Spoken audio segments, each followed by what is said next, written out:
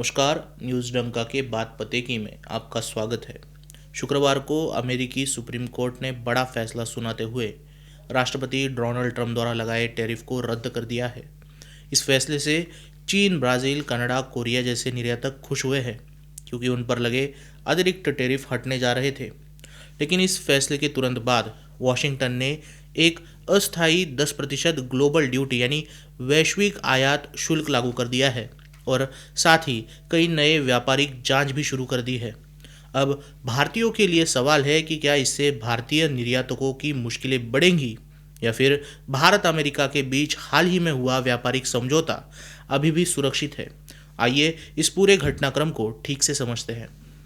अमेरिकी supreme court के tariff पर आए फैसले ने डोनाल्ड ट्रंप प्रशासन की व्यापारिक रणनीति की नींव हिला दी है, जो अंतर्राष्ट्रीय आपातकालीन आर्थिक शक्ति अधिनियम यानी आईईईपीए के तहत टिकी थी।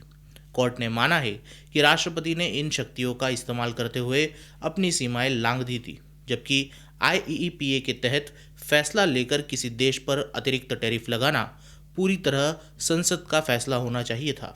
फैसले के जवाब में व्हाइट हाउस ने बिजली की गति से काम करते हुए अमेरिकी व्यापार अधिनियम 1974 की धारा 122 के तहत नया ढांचा तैयार किया है।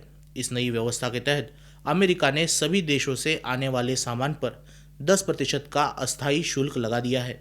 दिलचस्प बात यह है कि इस धारा का इस्तेमाल अमेरिकी इतिहास में पहले कभी नहीं किया गया। ये कानून राष्ट्रपति को 150 दिनों के लिए 15% तक शुल्क लगाने की इजाज़त देता है, वो तब भी जब देश का बैलेंस ऑफ पेमेंट गंभीर खतरों से जूझ रहा हो। इस कानूनी बदलाव का असर भारतीय निर्यात पर सीधे तौर पर पड़ा है। पिछले एक साल में भारतीय सामानों पर लगने वाले अमेरिकी शुल्क में भारी उतार चढ़ाव रहा है।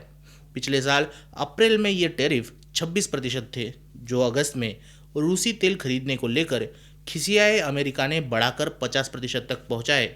हालांकि इसी 6 फरवरी को भारत द्वारा अमेरिका से ऊर्जा और रक्षा सहयोग बढ़ाने के वादे के बाद रूस से जुड़ा ये अतिरिक्त शुल्क हटा दिया गया। उम्मीद थी कि एक नए समझौते के तहत भारत के लिए ये टैरिफ घटकर 18% तक रह जाएंगे, लेकिन सुप्रीम कोर्ट के फैसले ने गणित को फिर से बदल दिया है। अब स्थिति यह है कि भारतीय निर्यात पर शुल्क फिर से मोस्ट फेवर्ड नेशन यानी एमएफएन के आधार पर आ गए हैं, जो औसतन 3% के करीब होते हैं। लेकिन अब इस 3% पर ट्रंप का नया 10% का ग्लोबल टैरिफ भी जुड़ेगा, यानी अगले 150 दिनों तक अधिकांश भारतीय सामानों पर प्रभावी टैक्स लगभग 10 से 13% के आसपास रहेगा। राहत की बात यह है कि मोबाइल फ़ोन और दवाओं जैसे कुछ क्षेत्रों को पहले ही छूट मिली हुई थी, उनके इस व्यवस्था में भी सुरक्षित रहने की उम्मीद है।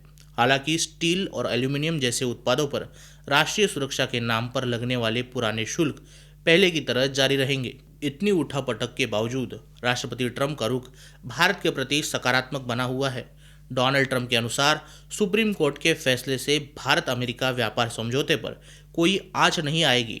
ट्रंप ने हाल ही में डेलास में कारोबारियों को संबोधित करते हुए कहा था कि उनके और भारत के बीच संबंध शानदार है। उन्होंने इस बात की सराहना की थी कि भारत ने उनके अनुरोध पर रूस से तेल खरीदना बंद किया है। ट्रंप का मानना है कि भले ही कानूनी रास्ता बदल गया हो, लेकिन व्यापारिक सौदे का मूल ढांचा वही रहेगा। उन्होंने जोर देकर कहा है कि इंडिया डील ऑन है और इसे अब नए कानूनी प्रावधानों के जरिए ही लागू किया जाएगा। दूसरी तरफ भारत सरकार और नई दिल्ली के गलियारों में इस बदलाव को लेकर काफ़ी सतर्कता बरती जा रही है। सरकारी सूत्रों के मुताबिक भारत फिलहाल वेट एंड वॉच की स्थिति में है। भारत ये देखना चाहता है कि अमेरिका इस नए टैरिफ के ढांचे को ज़मीनी स्तर पर कैसे उतारता है। हालांकि भारत अंतरिम व्यापार समझौते के लिए तैयार है, लेकिन भारतीय अधिकारियों का कहना है कि वे मार्केट एक्सेस की रियायतें तभी देंगे जब औपचारिक समझौते पर हस्ताक्षर हो जाएंगे। भारतीय पक्ष को ये भी बखूबी पता है कि ट्रंप प्रशासन अपनी विदेश नीति में टैरिफ को एक बड़े हथियार की तरह इस्तेमाल करता है और करता रहेगा। इसलिए भविष्य की अनिश्चितताओं के लिए तैयारी अभी से शुरू होनी चाहिए। अंत में ये समझना ज़रूरी है कि भले ही भारत के लिए टैरिफ की दर अस्थायी रूप से कम हुई हो, लेकिन क्षेत्रीय प्रतिस्पर्धा में भारत का फ़ायदा थोड़ा कम हुआ है। पहले भारत को जो 18% की रियायती दर मिलने वाली थी, वो बांग्लादेश, पाकिस्तान, वियतनाम जैसे देशों के मुकाबले काफ़ी बेहतर थी। अब चूंकि लगभग सभी देशों पर 10% का समान शुल्क लगना है, तो अंतर्राष्ट्रीय बाजार में भारतीय सामानों की बढ़त और दाम एक समान हो जाएंगे।